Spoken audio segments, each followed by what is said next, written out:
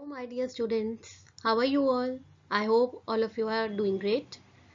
Today we are going to start with the next lesson from our science curiosity book, and the name of the lesson is Nature's Treasure. That is lesson number 11. So first of all, we should understand what is the meaning of the lesson Nature's Treasures. As you are aware that nature has given us many gifts in the form of treasure. What is treasure? Treasure means that collection of valuable objects like we used to have at our home, like we have gold, silver, jewelry. All these are our treasure. So nature in the same way has gifted us some of the treasures which we are going to read and understand in this lesson. For example, forest, water, trees, air and sunlight. Okay, so we are going to read this lesson from our curiosity book of class 6th, chapter 11, Nature's Treasures. So let's get started with the reading. Chapter 11, Nature's Treasures. School vacations are always fun for Bhumi and Surya. This vacation they visit their Aji. Grandmother Aji lives in a village on the edge of a forest in the Western Ghats. The air in the village is fresh and cooler than in the city. They can see beautiful hills, streams, and many interesting plants, animals, and birds around them. So, school vacation has started, and Bhumi and Surya they were very excited. This vacation they are going to visit their Aji, means their grandmother, and this Aji grandmother lives in village where in the Western Ghats in on a edge of a forest. वो कहाँ रहती थी? Forest में, Western Ghats में, edge of a forest, forest के कोने में एक वेस्टर्न घाट्स में. तो वहाँ की जो एयर है, जब हम किसी विलेज में जाते हैं या किसी ऐसे एरिया में जाते हैं जो बहुत ही क्लीन और जहाँ पर कम पॉपुलेशन होती है, वो एरिया जो होता है ना वो बहुत ही फ्रेश फील कराता है हमें. ठीक है, तो ये जो विलेज था, जो ये विलेज यहाँ पे जो एयर थी वो बहुत ही ज़्यादा फ्रेश थी और कूल भी थी सिटी से कंपेयर करें तो. दे कैन सी, और वहाँ उन्होंने क्या देखा? ब्यूटीफुल हिल्स देखी, स्ट्रीम्स देखी और प्लांट्स और एनिमल्स, बर्ड्स. आप जो मतलब उनको जो जो चीज़ें सामने नज़र आई, जैसे हिल्स नज़र आई, स्ट्रीम्स आई, प्लांट्स नज़र आए, एनिमल, बर्ड्स, उन्होंने सब चीज़ें आसपास देखी. One afternoon Bhumi and Surya ask aaji to tell them more about the place. Aaji says, children, do you know that this place has several treasures of nature that enrich our lives? तो एक दिन भूमि और सूर्या ने क्या आजी को बोला कि हमें इस प्लेस के बारे में और बताओ.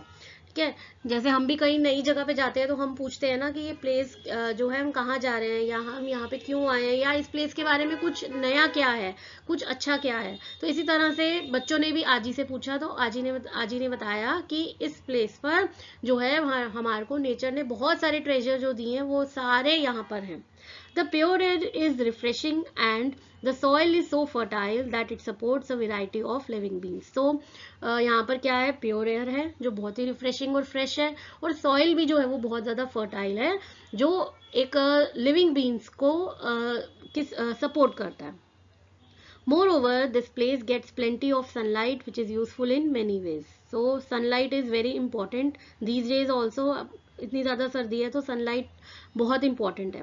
तो plenty of sunlight is useful in many ways. तो वहाँ पे सनलाइट भी थी, एयर भी रिफ्रेशिंग थी, सॉइल भी था. Different variety of trees provide food and shelter to animals including various birds and insect. और वहाँ पर क्या था? Trees, different variety of trees देखे उन्होंने. Food which provide food and shelter to animal, animal को फूड एंड शेल्टर प्रोवाइड करते हैं, और to including various birds and insects. Can you think of more such treasure of nature? क्या इसके अलावा आपको और कोई नज़र आता है ट्रेजर?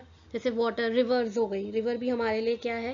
रिवर भी हमारे लिए जो है नेचर का ट्रेजर है. ठीक है, तो ये सब चीज़ें उन्होंने वहाँ पर देखी. क्या क्या देखी? प्योर एयर देखा. वहाँ पे प्योर एयर जो थी वो बहुत रिफ्रेशिंग थी. Soil, then sunlight, then variety of trees, then birds, insects, animals. So they have seen all these things. Okay, let's come to the next page. Bhumi replies, Aji, he used water for drinking and growing vegetables. Aji says, yes, we need these treasures for our survival and for making our lives more comfortable. Without these treasures of nature, any form of life on earth is not possible. We all are a part of nature. तो भूमि ने क्या reply किया? भूमि ने कहा कि आजी हम तो पानी जो है वो ड्रिंकिंग के लिए और ग्रोइंग वेजिटेबल्स के लिए यूज करते हैं. तो आजी ने कहा हाँ, ये सारे जो ट्रेजर्स हैं जिनके बारे में अभी हमने जिनको देखा है, वो सारे ट्रेजर्स जो है हमारे सर्वाइवल के लिए बहुत ही इंपॉर्टेंट है और हमारी लाइफ को एक तरीके से कंफर्टेबल बनाते हैं. और अगर ये ट्रेजर्स नहीं होंगे तो हमारा जो है अर्थ पे जो लाइफ है वो पॉसिबल नहीं होगी, क्योंकि we all are also part of nature.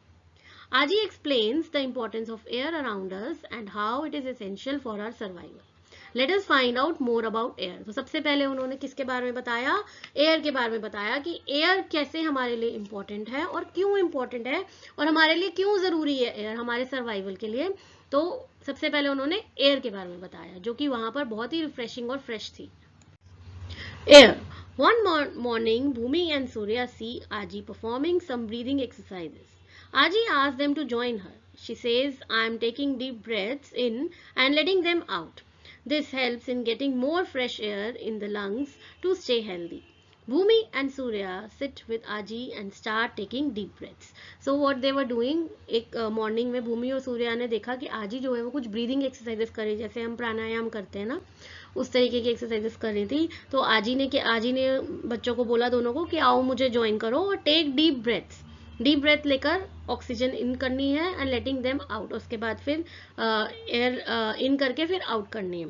This helps. इससे क्या होता है, हमारे अंदर फ्रेश एयर चली जाती है और हमारे जो लंग्स हैं वो भी हेल्दी रहते हैं. तो भूमि और सूर्या जो थे वो साथ में बैठकर ये एक्सरसाइजेस करने लगे. Let us also perform a breathing exercise. Activity 11.1. Let us experience. Take a deep breath in and then breathe out slowly. अब आपने क्या करना है, आपने डीप ब्रेथ लेनी है, पहले अंदर लेनी है, फिर उसके बाद ब्रीद आउट इट स्लोली, उसके बाद उसको बाहर निकालना है. Take a deeper breath in again. उसके बाद दोबारा से आपने ब्रीथ करना है. Hold your breath for as long as you can and then breathe out slowly. आपको अपनी ब्रेथ जो है ना, अपनी सांस जो आप अंदर जो आप एयर ले रहे हो उसको फिर कोशिश करो थोड़ा टाइम रोकने की. ठीक है, जितना टाइम आप रोक सकते हो उतना. How long can you hold your breath? How do you feel when you hold your breath? तो जब आप अपनी ब्रेथ को रोकते हो, और कितना टाइम आप रोक सकते हो, कुछ सेकंड्स के लिए ही रोक सकते हो. ठीक है, और अगर आपको कैसा लगता है जब आप अपनी ब्रेथ को रोकते हो. Caution, do not hold your breath for so long that you start feeling uncomfortable. ठीक है, इतने टाइम के लिए नहीं रोकना कि आपको अनकंफर्टेबल फील होना शुरू हो जाए. From this activity, we find that it is difficult to hold our breath for a long time. The air which we breathe in has oxygen. Our body needs oxygen to perform its functions. When we hold our breath for a long time, the body does not get enough oxygen to perform its function. Thus, we need oxygen for our survival. Similarly, most of the living beings also need oxygen for their survival. तो इस activity से हमें पता लगता है कि बहुत difficult है ज़्यादा टाइम के लिए अपनी ब्रेथ को रोक कर रखना, क्योंकि अगर हम सांसें लेंगे तो हम ऑक्सीजन जो है वो नहीं ले पाएंगे अंदर. ठीक है, जो हम एयर ब्रीथ करते हैं उसके अंदर क्या होता है, उसके अंदर ऑक्सीजन होती है और हमारी बॉडी को ऑक्सीजन चाहिए सारी एक्टिविटीज़ परफॉर्म करने के लिए. इसलिए हमें ऑक्सीजन बहुत इंपॉर्टेंट है, एयर बहुत इंपॉर्टेंट है हमारे सर्वाइवल के लिए. ठीक है, और जब हम अपनी ऑक्सीजन या ब्रेथ को हम जब बहुत टाइम के लिए हम रोक के रखते हैं, अपनी सांस को रोक के रखते हैं, तो हमारी बॉडी को इनफ ऑक्सीजन नहीं मिल पाता और वो फिर प्रॉपरली फंक्शन नहीं कर पाती. तो इसीलिए ऑक्सीजन बहुत हमारे सर्वाइवल के लिए इम्पॉर्टेंट है.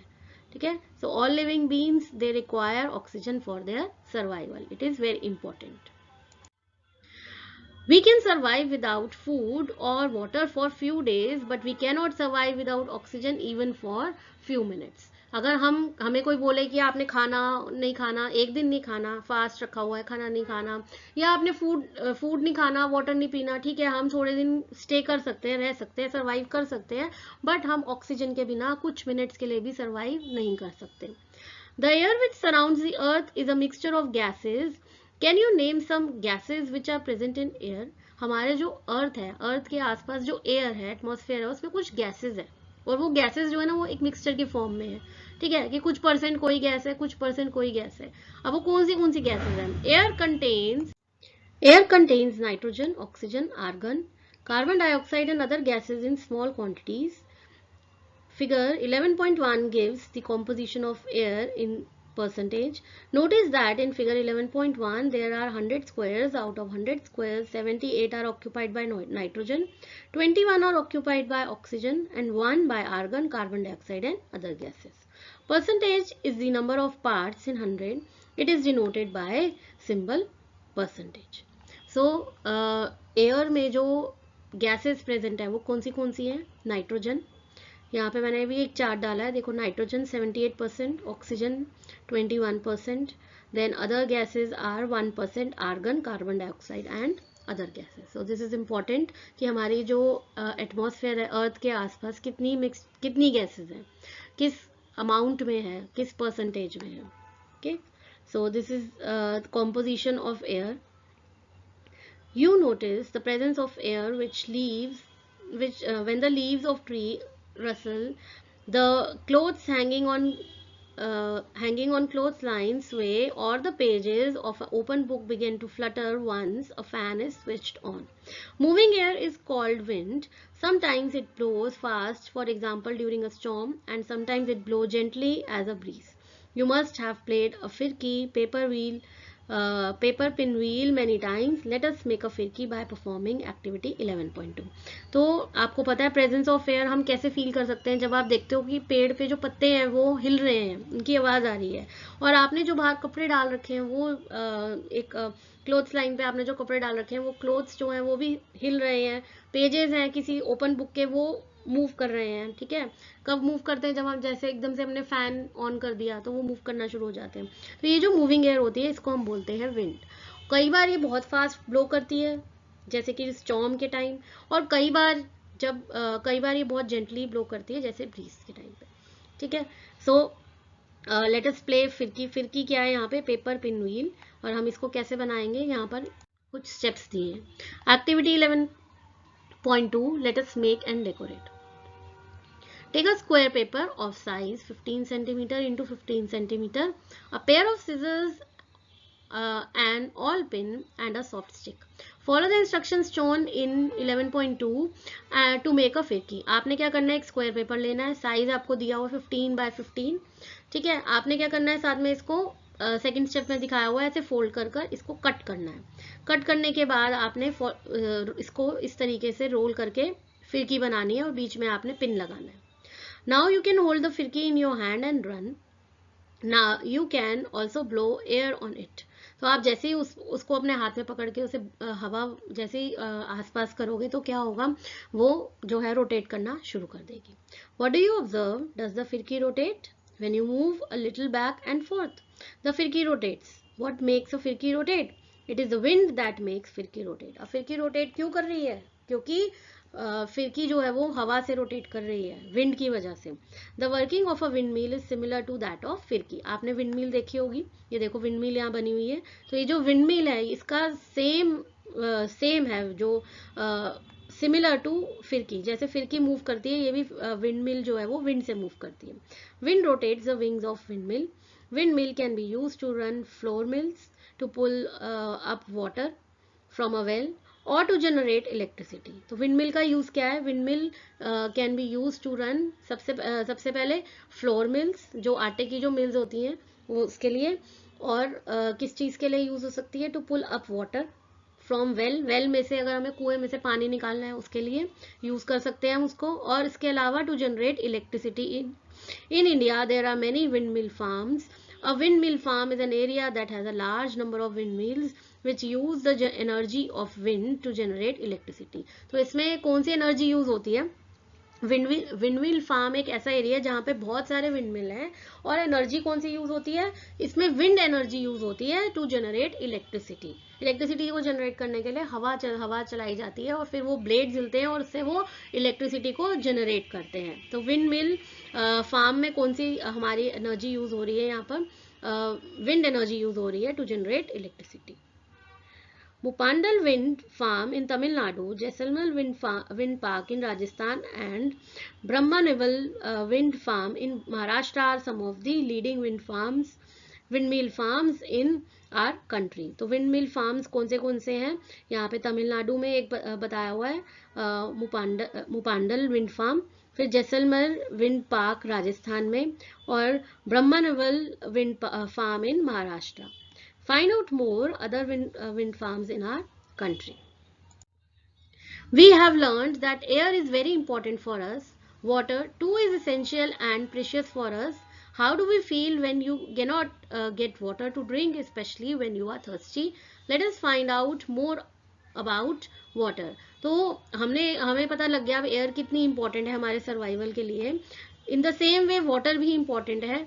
क्या होता है जब आप बहुत तेज प्यास लगी है, सपोज आप ग्राउंड में खेल रहे हो, स्कूल में कहीं खेल रहे हो, या किसी पार्क में खेल रहे हो और आपके पास बॉटल नहीं है, तो आपको बहुत ज़्यादा तेज प्यास लगती है और आप थर्स्टी फील करते हो, फिर आपको कैसा लगता है? आपको इमीडिएट लगता है ना कि फटाफट से कोई मुझे पानी दे दे ना.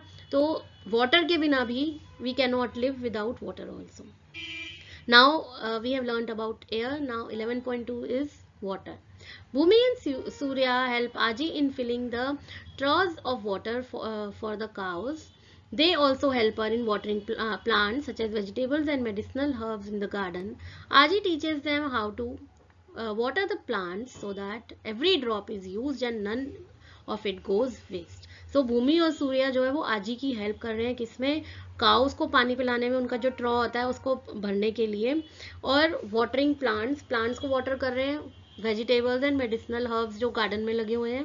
और इसीलिए आजी उनको सिखाती है कि एक भी ड्रॉप जो है वो वाटर का वेस्ट नहीं होना चाहिए. हम जब पानी दे रहे हैं प्लांट्स को तो कोई भी एक भी ड्रॉप वेस्ट नहीं होना चाहिए.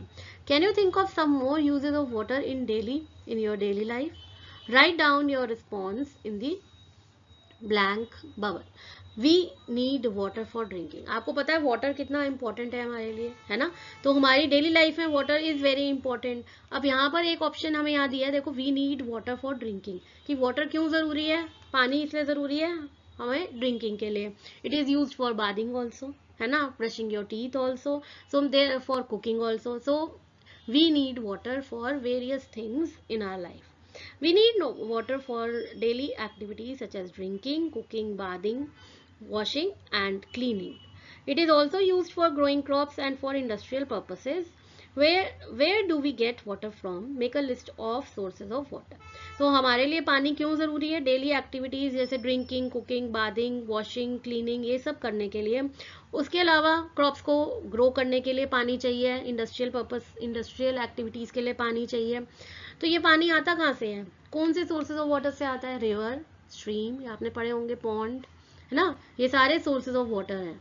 River, well, then ocean, all these are sources of water. The most important is rain. Water covers about 2/3 of Earth's surface. Most of the water is found in ocean and sea. सबसे ज़्यादा पानी ocean और सी में found होता है. और हमारे अर्थ पे वाटर कितना है? 2/3 है. However, this water is saline and salty. आपको पता है ओशन का वाटर कैसा होता है? saline और salty होता है. salty होता है टेस्ट के अंदर, क्योंकि डायरेक्टली हम इसको यूज नहीं कर सकते पीने के लिए. This saline water is not fit for domestic, agricultural and industrial use. तो ये जो salty water है इसको हम अपने घर में डोमेस्टिक या एग्रीकल्चर के लिए, फार्मिंग के लिए और इंडस्ट्रियल यूज के लिए, इंडस्ट्रीज के लिए यूज नहीं कर सकते. For all these activities we need fresh water. हमें क्या चाहिए? फ्रेश वाटर चाहिए, which is present in form of ice sheet or snow, river or lakes on the surface of the earth and underground. तो हमें चाहिए fresh water, जो कैसे मिल सकता है? आइस शीट से, आइस शीट ऑफ और स्नो जब मेल्ट होती है तो हमें फ्रेश वाटर मिलता है. रिवर और लेक से मिल सकता है, which is present on earth and underground का वाटर भी जो है वो फ्रेश वाटर है. Fresh water present in ice sheets. See uses of water: washing, drinking, cooking. तो फ्रेश वाटर जो आइस शीट्स पे अवेलेबल है इज डिफिकल्ट टू एक्सेस. जो आइस शीट और स्नो है उनको तो हमें मेल्ट करना पड़ेगा फ्रेश वाटर के लिए, तो it is difficult to access. A very small fraction of fresh water present in ponds, rivers and lakes and wells is easily accessible. तो pond, rivers, lakes और wells में जो पानी है वो तो हम accessible है, easily हम use कर सकते हैं, उसको accessible है वो हमारे लिए. Water is precious, that is why Aji guides them to use it with care. Water हमारे लिए कितना प्रेशियस है और हमें इसको गाइड, मतलब वो आजी जो है वो गाइड करती है बच्चों को कि इसको हमें पूरे प्रॉपर केयर से यूज करना चाहिए without wasting it. Do you feel that water is being used efficiently in our daily activities? Have you observed water being water being wasted in your daily activities? Let us find out activities where water is wasted and how this wastage can be reduced. Activity 11.3 let us find out. अब यहाँ हमें columns दिए हुए हैं, देखो यहाँ पे activity दी हुई है कॉलम 1 में, कॉलम 2 में हमें दिया है कि इस एक्टिविटी में आप कैसे पानी वेस्ट करते हो, और कॉलम 3 में हमें क्या करना है, वेस्ट ढूंढने हैं to reduce wastage of water. यहाँ देखो पहला है हैंड वॉशिंग। हैंड वॉशिंग में कैसे यूज होता है, जब हम हैंड वॉशिंग में जब हम सोप लगा रहे होते हैं उस टाइम पे जो है वो टैप जो है वो रनिंग रह जाता है, तो while using soap tap is running, तो in this way we waste water. अब suggest the way reduce wastage कैसे करेंगे, टर्न द टैप ऑफ, जब आप सोप लगा रहे हो तो आप टैप को ऑफ कर दो। Washing clothes, usage of excess water, ठीक है, जब हम क्लोथ्स वॉश करते हैं उसमें हम एक्स्ट्रा पानी यूज कर लेते हैं कई बार, तो इसलिए पानी जो है वो तब वेस्ट हो जाता है। फिर रिड्यूस कैसे होगा, रीयूज वाटर, जो हमने पानी बार बार हम यूज कर रहे हैं ना, पानी एक्सेस वाटर यूज कर रहे हैं उसको बार बार यूज करो। Then third is washing utensil, usage of water while scrubbing. अब वाटर हम पानी चला के रख देते हैं, स्क्रबिंग कर रहे हैं हम बर्तनों को, जब हम धोते हैं तो उसमें हम साबुन लगा रहे हैं, उस टाइम पे हम पानी चला के रख देते हैं स्क्रबिंग करने के टाइम पे, ठीक है। तो turn the tap of while scrubbing, तो स्क्रबिंग करते वक्त भी आपको टैप को ऑफ करना है। टेकिंग शावर, लॉन्ग शावर जब हम लेते हैं बहुत टाइम तक पानी ऑन रहता है, instead of shower use bucket. Then cooking, excess water while washing और बॉइलिंग, वॉश करने के लिए वेजिटेबल्स को, पल्सेस को, और बॉईल करने के लिए हम एक्सेस वाटर यूज कर लेते हैं कई बार, उसके लिए reuse the water. Then gardening, over watering plants, plants को ओवर वाटर कर देते हैं, ज्यादा पानी दे देते हैं, जितनी जरूरत नहीं है उससे भी ज्यादा दे देते हैं। यूज स्प्रिंकलर, स्प्रिंकलर से पानी जो है वो थोड़ा थोड़ा जाएगा।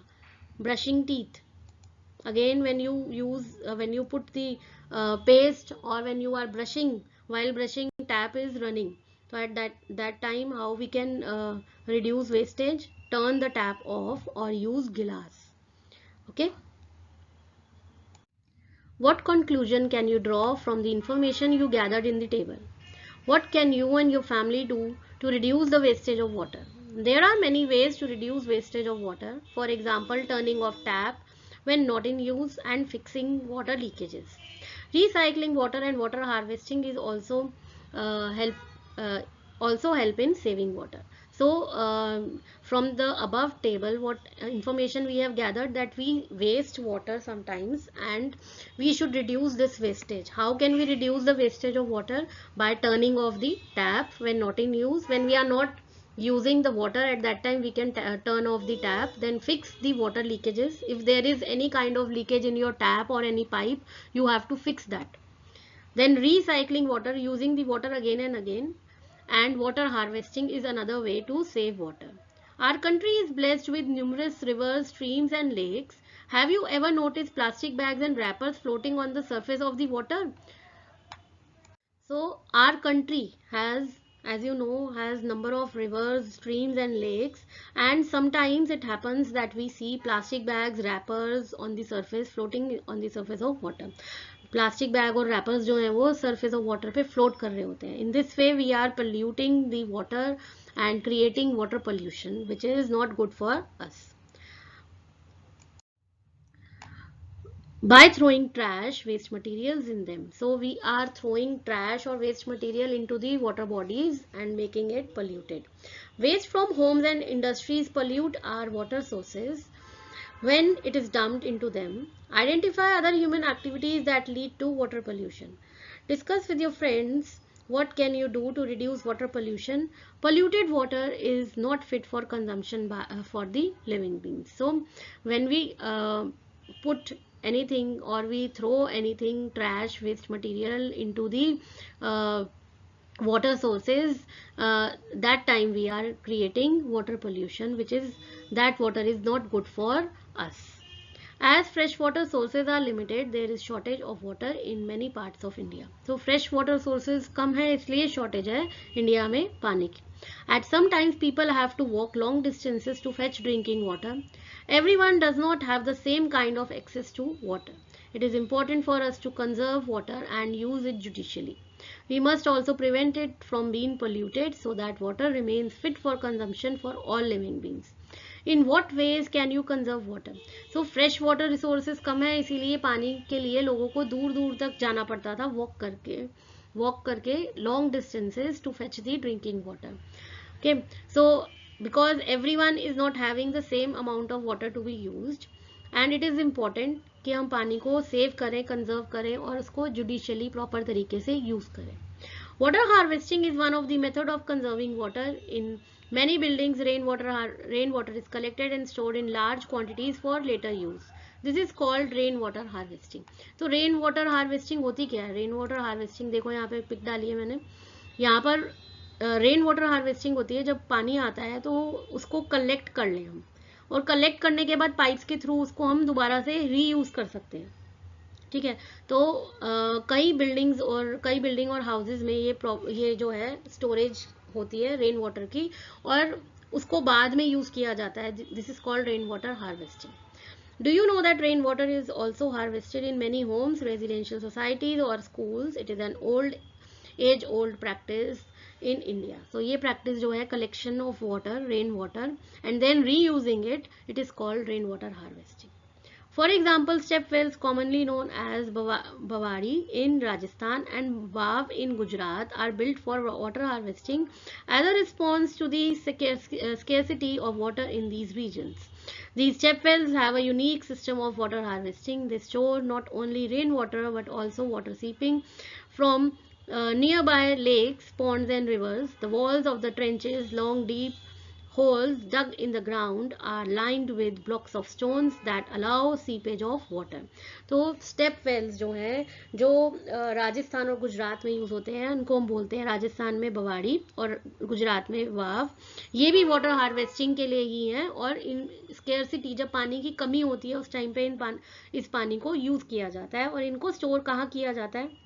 long the walls of the trenches are lined with block of stones to allow seepage of water. ताकि पानी जो है वो वहाँ पर जमा रहे, मतलब वहाँ पे मतलब एक तरीके से इकट्ठा हो सके पानी, इसलिए बड़े बड़े ट्रेंचेस बनाए जाते हैं, होल्स बनाए जाते हैं, डीप होल्स बनाए जाते हैं ग्राउंड में, और उनको स्टोन्स के साथ जो है वो साइड में स्टोन्स लगा दिए जाते हैं ताकि पानी जो है वहाँ से वो लीक ना हो सके. Okay. Do you know World Water Day is observed on 22nd March every year? Find its important. So its importance क्या होगी वर्ल्ड वाटर डे की? 22nd मार्च को सेलिब्रेट होता है to tell the importance that how we should use water judicially. In the chapter A Journey through states of water, we have learnt about water cycle, where the sun plays an important role in evaporation of water. Have you ever observed your mother or grandmother cut raw mangoes and expose them to the hot sun for several days to dry? Let us explore more about energy from sun.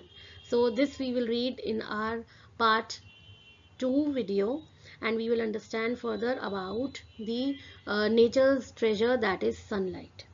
Okay, so that's all for today. To continue understanding this chapter, you have to see now part 2 of this lesson. So see you soon. Take care. Bye.